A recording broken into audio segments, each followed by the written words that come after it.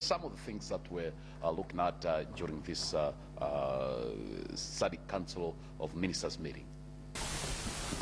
Over 18,000 young girls have been impregnated since January this year due to, among others, COVID-19, extended holidays and peer pressure. Director of Child Rights in the Ministry of Gender, Malawi Kalanda, has confirmed to MBC, saying currently the ministry is validating the figures. Hassan Piri with the story. 15-year-old Esnat James, not her real name, is a girl from Four Village in the area of traditional authority Namavi in Mangochi. By the time schools were closed due to COVID-19 pandemic in March 2020, Esnat was a standard 8 learner at Miwawe Primary School and was expecting to write her primary school leaving certificate examinations. Due to the closure of schools, Esnat ended up being impregnated by her boyfriend that she used to meet at a video center in the area. I used to meet my boyfriend at the video center. After watching, we could go to his house where he could sleep with me. In the same vein, a 17-year-old Maria from Manjati was raped by some unknown gang from her village, the incident which later resulted in her getting pregnant. I don't really know who slept with me. The boys slept with me without my consent.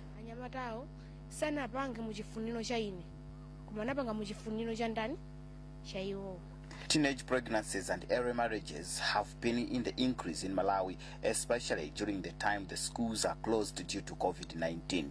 Statistics indicate that between January 2020 to June 2020, about 18,000 girls have either been impregnated or get married. According to Director of Child Affairs in the Ministry of Gender, Malawi Kalanda, Mangochi has registered over 7,000 pregnancies among the school-going girls. Palombe is the second, with about 4,000 girls being affected with the virus.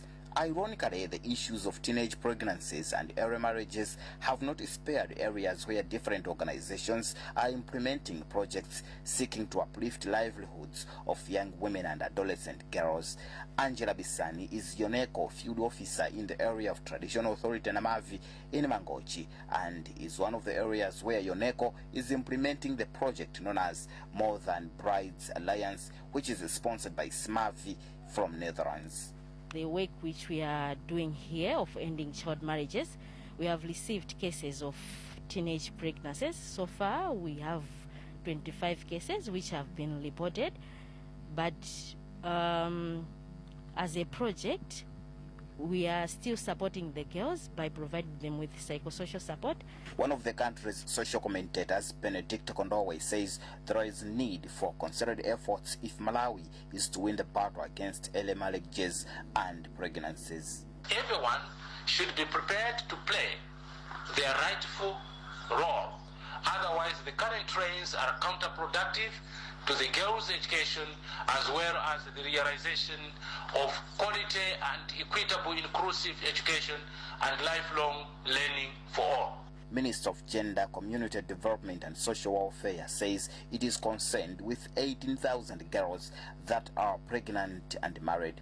Minister responsible, Patricia Kaliati, advises traditional leaders and district councils to make sure that all teenage marriages are abolished. All the senior chiefs and the TAs, the DC, the demo, to have a very strong committee where they're going to go. By 20th of August, they've got to dissolve all marriages. When you open school, all those who are married, they've got to go back to school. Those who are pregnant, they wait for them to deliver. After delivering, and then the children are going to remain with their parents and they go back to school. COVID-19 has really affected many people in Malawi, including people from this village of Manjati in Mangochi. Most of the girls from this village have been affected. Others have been impregnated, while others have been married at an early stage. Hassan Piri, MBC News, Mangochi. Government has adjusted the acceptable number of people in public gatherings in the wake of COVID-19 global pandemic from 10 to 100. Minister of Health, who is also co-chairperson for the Presidential Task Force on COVID-19, Kumbize Kanuru, disclosed this during a joint press briefing with Minister of Information, Cosmo Kazago, on Thursday evening. had to sit down and take into consideration observations from our members, from our people, in regards to the gazetted rules. And that is why our task force agreed that we continue to allow public gatherings to be at 100. Our experts will continue to look at the spread and the impact of the disease, and upon their guidance, the new numbers, if they are to change, will be communicated to you. We have given them a condition. The condition has been they must work very hard to make sure that every other follower of theirs has a mask. They are able to wash hands. They are able to respect social distance. And they have said they are going to do that. Because when we'll be monitoring and we find that the situation is getting out of hand, government will have no choice but to revert to a relatively lower number that we have provided. The Malawi Police Service has warned that it will deal with anyone found committing a crime of damaging the banknotes.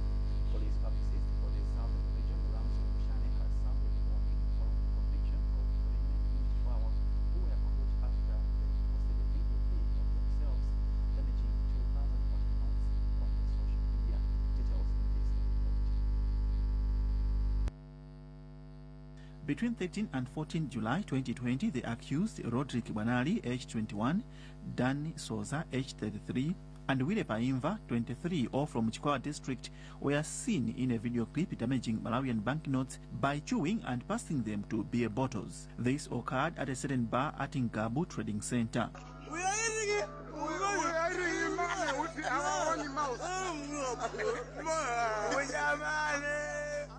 A few days later, the 3 were apprehended by the police in the district. In court, they were found guilty for a count of unlawful damaging of banknotes contrary to Section 54 of the Reserve Bank Act of 2018. In passing the sentence on 13th August 2020, Chihuahua First Grade Magistrate Gladstone Chilundu said the trio committed a serious offense. He therefore ordered them to pay the fine of 500,000 kwacha each, or in default to serve 18 months imprisonment with hard labor. Magistrate Chilundu further ordered the 3 convicts to pay 100,000 kwacha each for costs of the case to the state. In his remarks, Southern Region Police spokesperson Ramze Mushani says the police is happy with the judgment. He has since warned that the police will arrest anyone found doing the malpractice. It is true that the past days the police were investigating an issue in which 3 people in Chihuahua were seen in a video clip unlawfully damaging of banknotes of Malawian currency. As such, when the police apprehended them, they took them before a court of law for the court to decide. The message is just so clear that the money... You know, the Malawi Police Service has clarified that no person was arrested for not wearing face masks, as was earlier communicated by the Police Public Relations Office. A statement from the National Police spokesperson, James Kalatera, clarified that the news interview the Public Relations Office granted Malawi Broadcasting Corporation, alleging the arrest of 145 individuals in Chihuahua for not wearing face masks at a public place was not correct, as no person has been arrested for not wearing a face mask at a public place anywhere in Malawi. The statement goes further to state that since the new rules and the regulations of COVID-19 prevention, containment and management became in force on August 8, 2020, it is pleasing to note that most Malawians in busy places are complying with the set standards. Kaladzera says the Malawi Police Service and all concerned stakeholders are also championing awareness campaigns for Malawians to continue complying with the rules and the regulations to protect themselves and others against COVID-19. The police has since assured Malawians of its commitment to serving the public according to law and without impinging on their rights. The United Nations High Commissioner for Refugees, UNHCR, says lack of enough land for settlement is undermining efforts on decongesting Dzaleka camp in Ndowa district. Owen Mafula has the story. Dzaleka refugee camp in Ndowa is home to 46,000 refugees. This is against the set requirement of up to 12,000 refugees. The rise in numbers is a threat to the fight against the COVID-19 global health pandemic. According to UNHCR Malawi representative Fatima Mohammed, there is need for additional land to help decongest the camp. We have put in measures in place. The first one is information campaign to raise awareness amongst the refugees to say that this disease is not something only targeting refugees. It's something that can be able to affect you and me. And there are certain measures that if you implement, you can be able to minimize contact. Meanwhile, Minister of Homeland Security Richard Chimwendo Banda has expressed satisfaction on interventions by the UNHRC with support from the Japanese government. There was a need that we decongest the camp. Now the development of the two sites within the camp with the support from the Japanese government through the UNHCR, it's well commended, and I've seen the progress which is happening, and I'm extremely delighted that very soon we'll be decongesting the camp. Japanese ambassador to Malawi is Satoshi Iwakiri. The Japanese government has already doned more than 400,000 US dollars through the UNHCR. And then this time's purpose is identify the houses and the other facilities. UNHCR intervention to construct additional sites at Dzaleka camp comes amid fears of further spread of COVID-19 as a result of rising congestion at the camp. Owen Mavula, MBC. Now, there are increased prospects for increased income and food security for over 400 farmers in Nedza through a 1 billion kwacha funded World Bank irrigation project. Miriam Kaliza with the details. Misinde Mole is the chairperson for Nambuna irrigation scheme in Nedza. He explains that after their previous main irrigation canal got washed by heavy floods, the development left them food insufficient and economically in want. Now that the World Bank through Agricultural Commercialization Project is rehabilitating and extending their main water canal, Mole and over 400 others argue the development is a game changer. Kubwera kwa kanalo wanyawani zinthu ziyenda bwino kwambiri. The new water canal will change a lot of things here. We anticipate bumper yields from our yearly 2,000 metric tons of rice harvest. Many farmers' lives will change for the better. Moyo watuso upita patsogolo zinthu zine zimene timazisowa tikhala tikuzipeza. On his part, National Coordinator for Agricultural Commercialization Project, Teddy Nankuma, farmers in the area will be able to produce rice in a year. He added, the farmers will be introduced to new high-value crop varieties to maximize their gains. According to Nakuma, there is intent to extend Nambuna irrigation scheme to cover 300 hectares of land from the current 200. The farmers are growing rice as a main crop, but they grow it once. So with the irrigation, the potential to grow it 2 times or 3 times, depending on the availability of water. Minister of Agriculture, Robin Lowe, who was flanked by his Deputy Minister Agnes Nkusankoma on the tour, applauded the initiative. He said what is happening at Nambuna irrigation scheme should serve as a model to other schemes. The river is diverted, so the irrigation type will be gravity fed. Otherwise, after heavy investment, farmers will just be benefiting. The World Bank supported project is focusing on the rehabilitation of an old canal, construction of a new canal, as well as graveling of a new road for improved access to markets.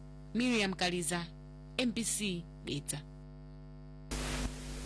A new campaign under the banner Every Hour Matters has been launched in an effort to address issues of gender-based violence.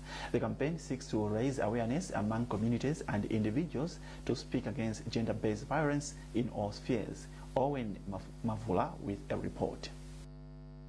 Issues of gender-based violence are a common occurrence in most parts of the country. Authorities say more often, adolescent girls and boys, as well as young women, experience a lot of violence. The Ministry of Gender, with its development partners, has launched a campaign, Every Hour Matters. The campaign, whose main implementer is the Population Services International, PSI, seeks to raise awareness among key stakeholders in communities to report issues of gender-based violence. The campaign is being run through support from the U.S. Agency for International Development, and Littleton Tazwell is its mission director. The idea behind the Every Hour Matters is to ensure that communities and individuals, and really the entire structure associated with response to gender-based violence, has the information, understands responsibilities, and is positioned to respond when there are events of gender-based violence. Gender-based violence is a significant issue globally. It's not just a Malawi issue at all, but it is an issue that has grown in prominence in the context of COVID-19, but it's an issue that transcends COVID-19 and is a problem within the Malawi context that can really be a significant obstacle to the development of the country. Minister of Gender, Community Development and Social Welfare, Patricia Kaliati, said every hour Malawi is registering cases of gender-based violence. She noted this is the more reason why everyone should rise and speak against the malpractice. We are now appealing to our men of integrity that they've got to put on a jacket and to swallow their pride and respect the rights of women and girls as well. As we are appealing to men, we would like to see them also talking about the gender-based violence. Time has come that we need to be speaking out of some of this. And women, they've got to know that they've got a responsibility as well of protecting the home, of protecting a girl child and a boy child. We are in this scenario, and we are looking forward that we need to break the roots. By breaking the roots, that's why we've started now with the funding from USAID to make sure that we keep talking. And time is now that each and every hour, those incidences are happening, and that's why we're saying every hour matters. We need to be talking about this. The U.S. Agency for International Development has also handed over communication materials to the Ministry of Gender to empower communities with information regarding issues of gender-based violence. The campaign is also being supported by the Plan for AIDS Relief, PEPFAR. Owen Mavula, MBC, Lilongwe. One of the country's tourist attraction centers, Lengwe National Park, is slated to benefit from the government reforms programs. Minister of Tourism, Culture and Wildlife visited the park to appreciate its status. Arthur Chokoto has more in this report. Lengwe National Park has existed as a reputable tourist attraction center for a long time, but lately it has lost its exuberance. A visit by Minister of Tourism, Culture and Wildlife, Dr. Michael Usi, has borne testimony that the tourism potential at the national park has declined. This has been the case mainly due to challenges facing the human resource, such as increased workload and poor housing, among others. Shaib Gadewere is Parks and Wildlife Assistant at Lengwe National Park. Because there were some number of challenges, and among them I talked of the shortage of staff. Like I already put, the park is very big, 887 square kilometers, being manned by people who are less than 20. And I also talked of promotions. There have been a lot of people who have worked for a long time without promotions. Of course, some did the interviews, but they are waiting for the results, so it is a challenge. And also I pointed out the challenge of accommodation. There are some staff who are not living inside the park, they are living outside the park. So it would be better if the accommodation is improved, increased, so that some people should be living inside the park. I talked of also field equipment, but Minister of Tourism, Wildlife and Culture, Dr. Michael Usi, has pledged that the welfare of employees at Lengwe National Park will improve, owing it to the government reforms program. As Tonse Alliance government, we promised Malawians a number of things in the manifestos. There's no excuse whatsoever we are going to deliver, but we need patience. We need discipline. I was saying, you go and plant a seed, and you go home and wait. With the reforms that we are undertaking at the ministry, we are positioning ourselves to address those challenges, so that at the end of the day, the capacity of the staff here at Lengwe and also their welfare is improved. The Shire Valley Transformation Program is helping to ease the pressure at Lengwe National Park by, among other things, providing staff with working equipment and assisting local people living around the park in different ways. Dr. Stanley Kaila is Community Development Specialist at the Shire Valley Transformation Program. We provide support to management of the catchment. That's one thing. But also, the other thing is that we are aware that one of the reasons that catchment areas are being, heavily taxed by the communities is also, in some extent, because they're looking for sources of livelihood. Okay, so this subcomponent of the project, the natural resources management subcomponent, is providing opportunities to communities to find other sources of livelihood rather than to rely on natural resources that are found in Lengwe, Majete, Matandwe, and so forth. Meanwhile, the Minister of Tourism has called upon Malawians to patronize tourist attraction centers to help promote them, because in the meantime, they are facing economic challenges as a result of the COVID-19 pandemic. Arthur Chokoto, MBC News, Chikwawa. You are watching MBC Prime News with me, Simeon Boyce, and my co-host, Wenceslas Chira. A reminder of our top stories.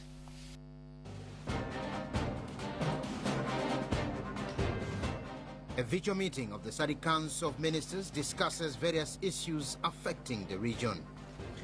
Lack of land for settlement undermines efforts on decongesting Taleka camp in Doha. Drug Fight Malawi calls on Malawians to quit smoking in the wake of COVID-19 pandemic. And local miners stand to benefit from the new mining policy that will soon be formalized.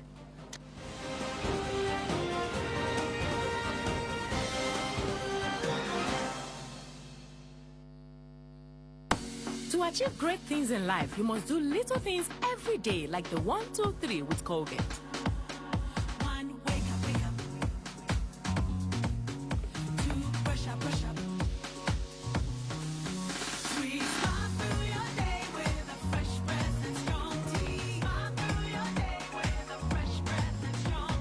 Do the 1, 2, 3 with Colgate and give yourself a future to smile about.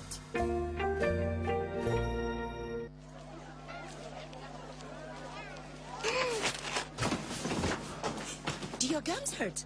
Yeah. Does your toothpaste contain sage, eucalyptus, myrrh, chamomile? All that in one toothpaste? Yes, try Colgate Herbal. Colgate Herbal contains nature's best herbs and Colgate's fluoride technology to give you strong teeth and healthy gums. Ah, Colgate Herbal. Let's go.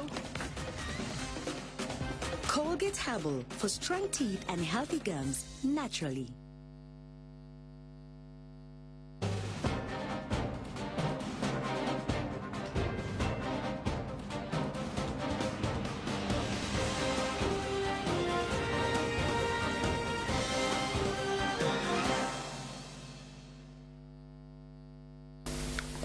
Welcome back to MBC Prime News. Let's now take a look in the health segment.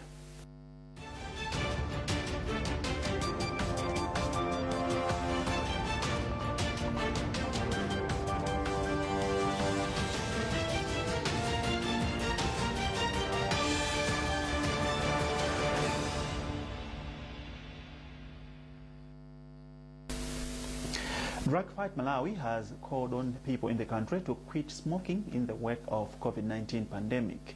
Executive Director of the organization, Nelson Zakeo, has disclosed this during a press briefing in Lilongwe. According to Zakeo, there was need for added efforts on promoting respiratory health to disrupt the further spread of the global health pandemic. The battle against COVID-19 is facing challenges along the borders between Malawi and Tanzania due to differences in the beliefs as to whether the disease exists or not. From Songwe border, Blessings Kanache reports. Apart from government officials working at Songwe border, one can hardly see people who are crisscrossing the border wearing a face mask. Most of those coming from the Tanzania side entering Malawi are screened and cars disinfected. However, some of these people resist to be screened or tested. Additionally, the border requires more space for testing suspects of corona, as currently health officials are improvising, as explained by Port Health Officer Osman Kaira. It's a very big challenge because Tanzania's president has declared that there's corona free in the country.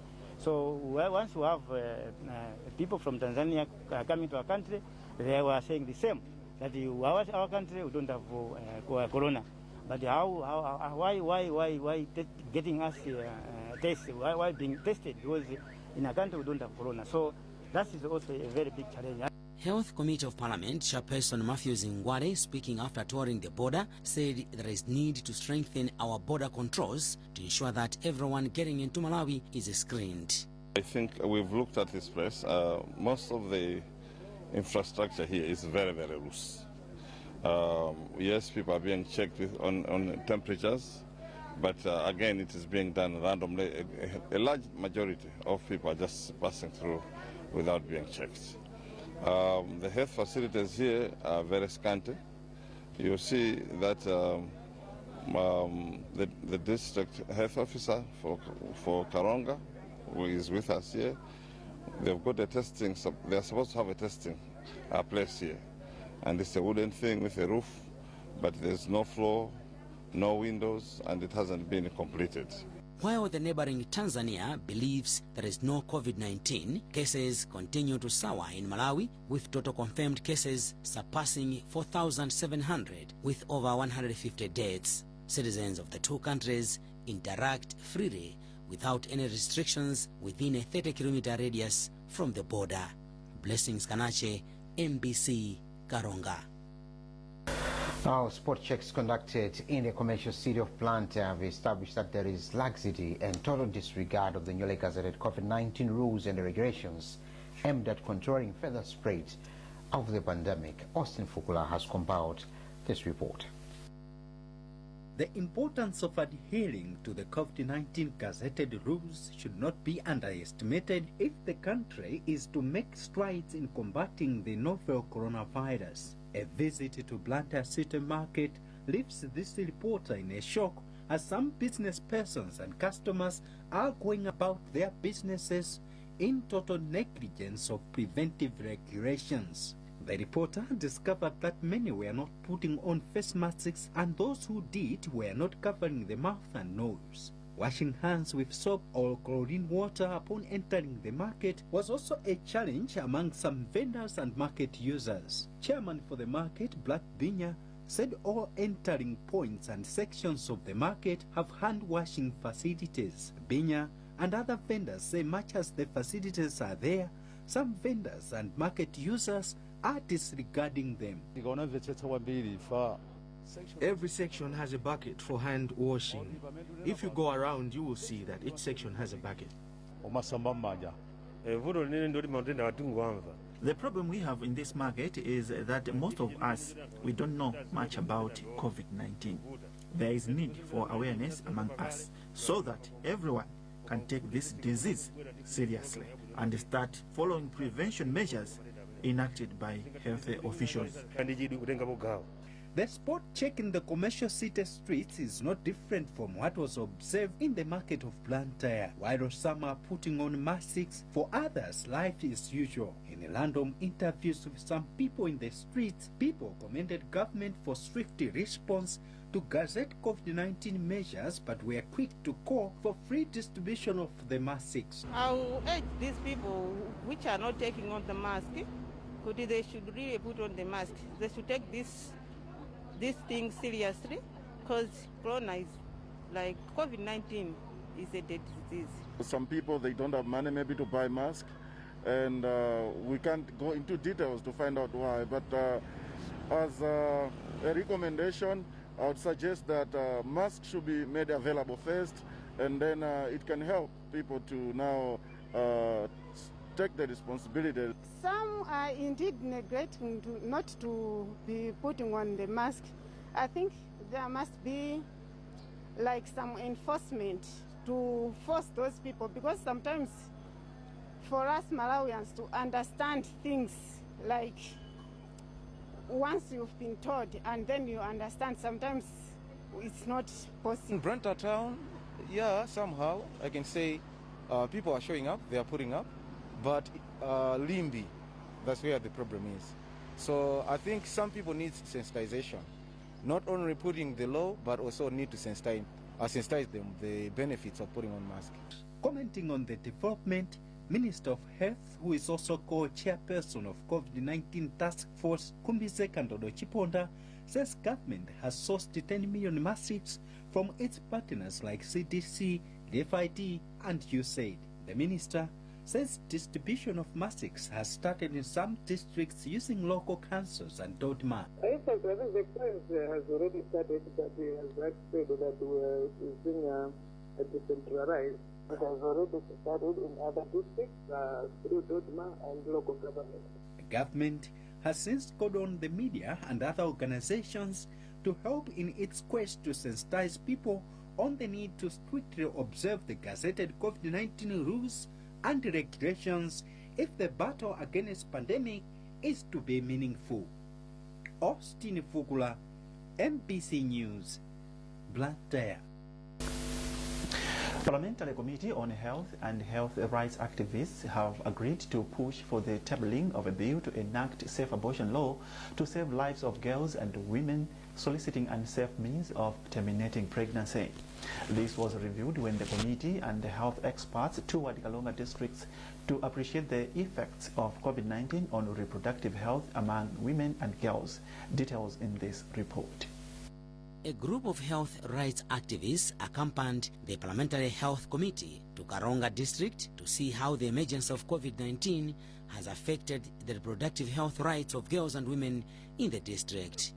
The team had shocking revelations that Karonga District Hospital treats an average of 50 unsafe abortion cases monthly, and that there are increased cases of unreported unsafe abortion deaths among girls and women in the district.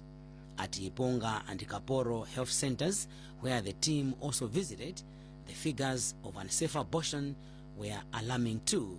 Dr. Lindani Chirwa, District Medical Officer for Karonga, said the number of girls getting pregnancy has also gone up, which has resulted in more unsafe abortions. During an interface meeting with traditional leaders, Women Forum, communities and health officials at Kaporo Health Center, Traditional Authority Kiripura of Karonga suggested the need to have Parliament support the bill legalizing safe abortion in the country.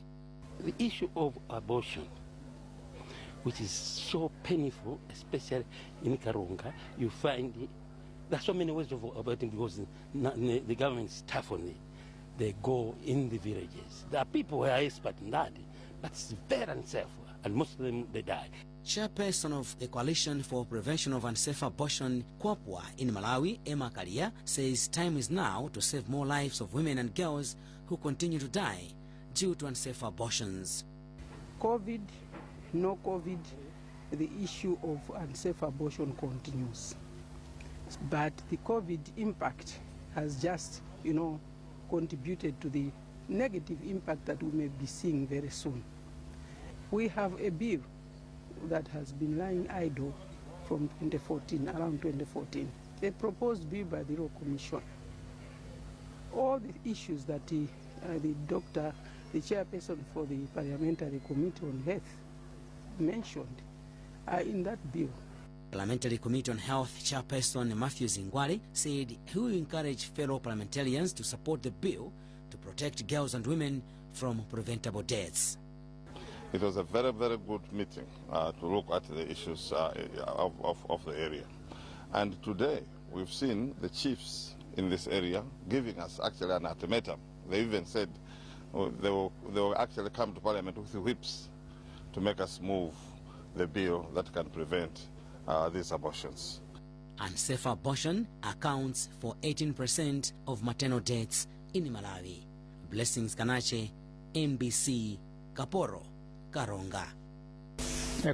A grouping of unemployed nurses and midwives has given government a 7-day ultimatum to employ all medical personnel who are still jobless. Edith Kaira reports. Chairperson for the concerned the unemployed nurses and midwives, Lastoni Manjawila, first expressed concern with the length of time they have remained ignored despite being promised permanent jobs. Manjawila said it is very unfortunate that some of the nurses have stayed for 4 to 5 years on internship program, relying on upkeep allowances. The grouping noted that there is shortage of nurses and midwives in the country's hospitals, and it is the right time for government to employ more healthcare workers. Manjawila therefore said by employing the nurses and midwives, government will not only realize its vision of creating 1 million jobs, but also help to fight the rising cases of COVID-19. We're asking government to employ us because, one, we are tired of locums, internships, as well as upkeep allowances, which are giving us about 20 to 80,000 of us. So we are saying we are tired of that because we have worked in the government hospitals and some are staying at home for about 4 years, 5 years, some are 3 years, some are one year. So we are saying we are tired. So we want government to recruit all of us.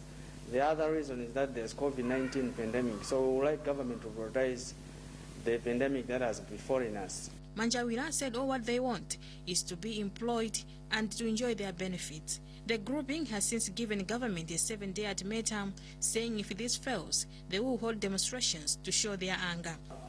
As unemployed nurses, if government does not meet this demand of massive recruitment of nurses and midwives, we are going to demonstrate across the country. That is our constitutional right.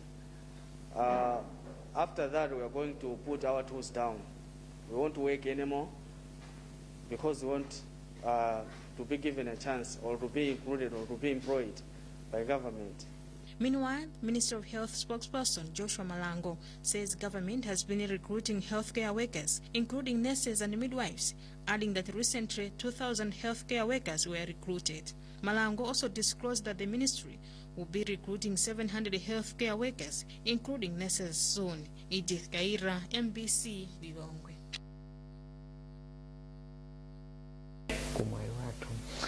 A group of youth from Blantyre, known as Tonse Blantyre Youth Association, has embarked on a campaign aimed at equipping people living in rural areas of Blantyre district with COVID-19 personal protective materials.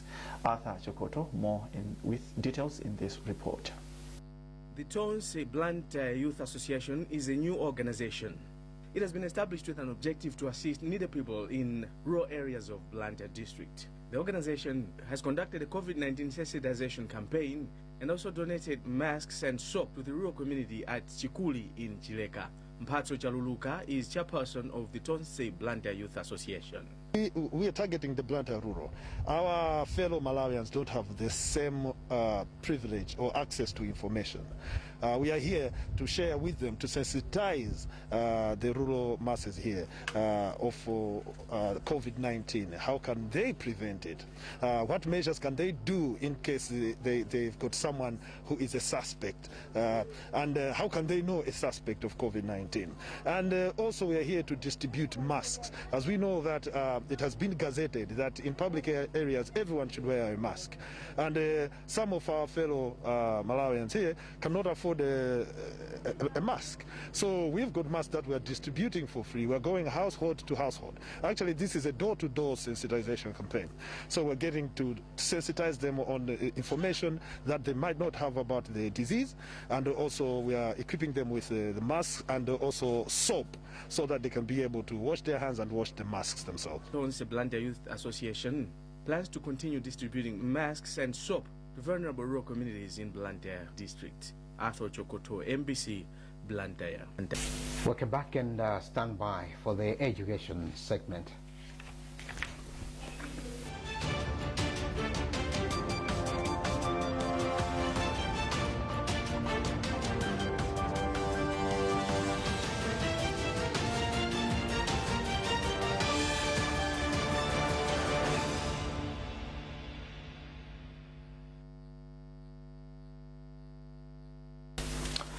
World Vision Malawi says schools need to open as a way of getting children and youth out of social dangers. World Vision Director of Operations Charles Chimombo said this in Ilongwe when he presented their research findings on the risks of school closures to Ministers of Health and Gender. Sam Piri reports. The call follows widespread revelations that thousands of girls have fallen pregnant since schools closed in March this year due to COVID-19. In Nilong on Wednesday morning, World Vision invited Minister of Health Kumiza Chiponda and Gender Minister Patricia Kaliati, where the international and government organization expressed interest that schools be opened as a way of rescuing girls from the jaws of teenage pregnancies and marriages.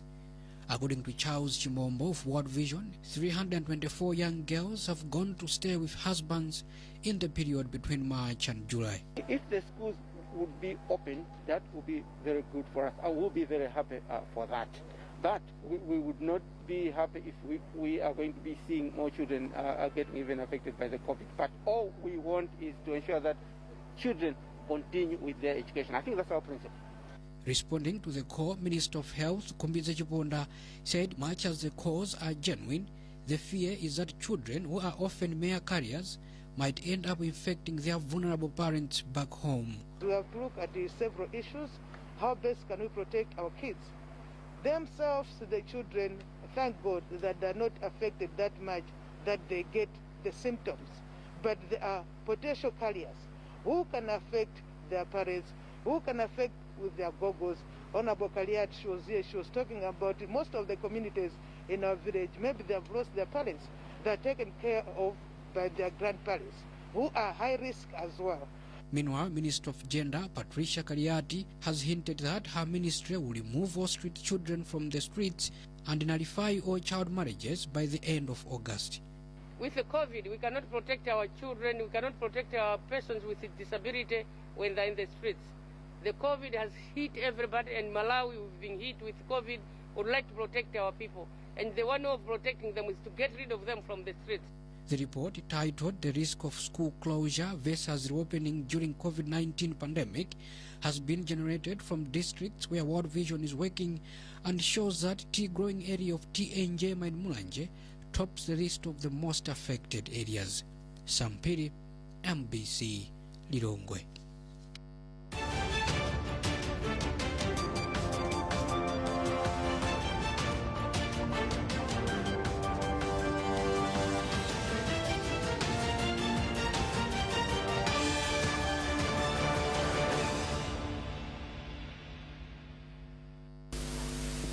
Prime News continues. Stand by for the business segment.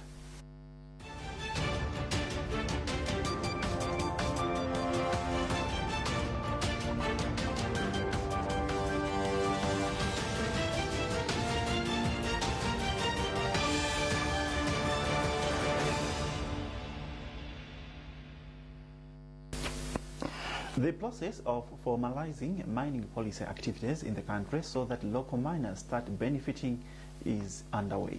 Maisoti Kazula with details.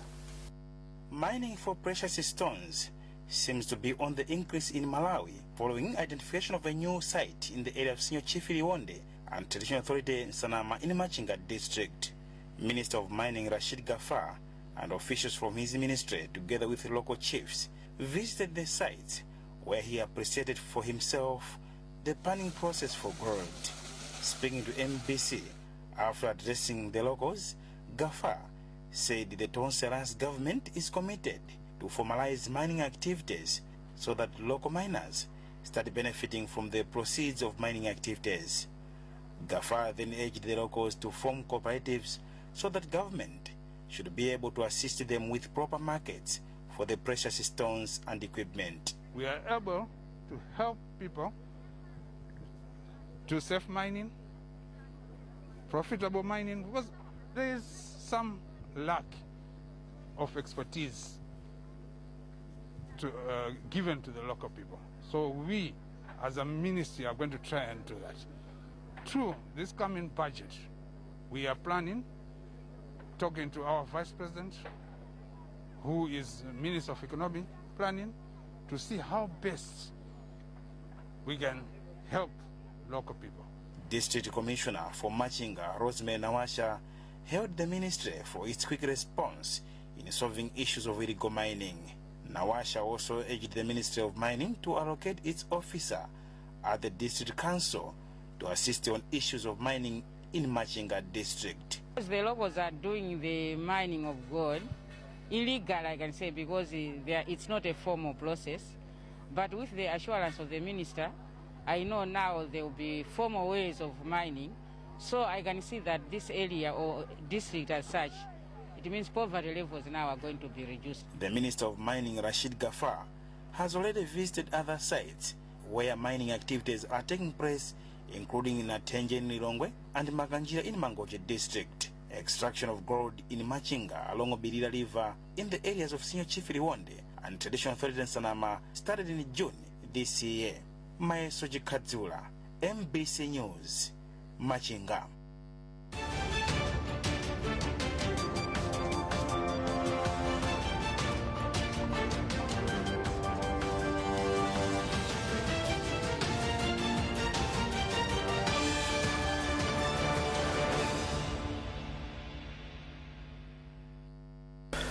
Let us now take a look at statistics as of Friday, 14th August 2020. New cases recorded 76. Total confirmed cases 400. Total confirmed cases 4,988. Total active cases 2,256. Total recoveries 2,576. Number of tests conducted 38,451. Total deaths 156. For assistance, call these toll-free lines: Airtel 54747 or #929# or *321. TNM 929 or *929#. Well, that's how we conclude this edition of MBC Prime News. A reminder of our top stories before we leave.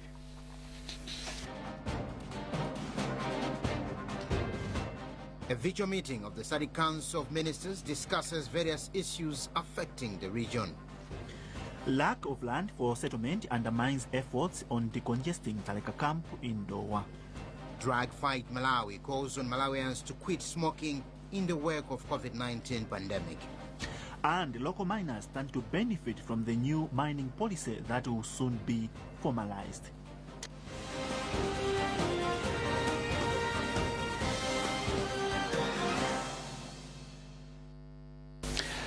For more news, visit mbc.mw. My name is Wenceslas Chira and my co-host Simeon Boyce, and our Son language interpreter was Tauson Kamalata. Keep watching MBC and stay safe.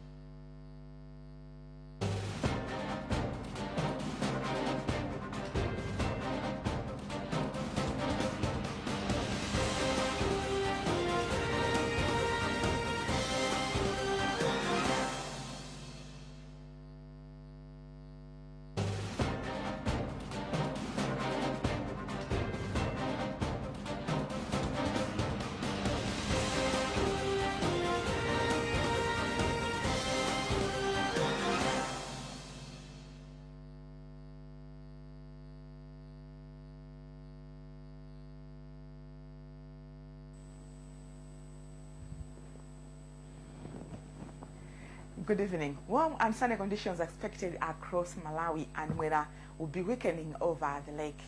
As we woke up this morning, most areas experienced very cold conditions. Zuzu had a minimum temperature of 7 degrees Celsius. There's 89 over Mzimbabwe. Salima and Mangochi along the lake were cool. On today's map, we still have the high pressure area moving eastward, but giving a little moisture from the ocean into most parts of Malawi. And this will just be responsible for cloudy conditions over a few areas, especially those over highlands. And weather will be weakening over the lake. Therefore, for tonight, expect weak weather over the lake with few clouds over highlands. Come the morning hours, tomorrow, expect a minimum temperature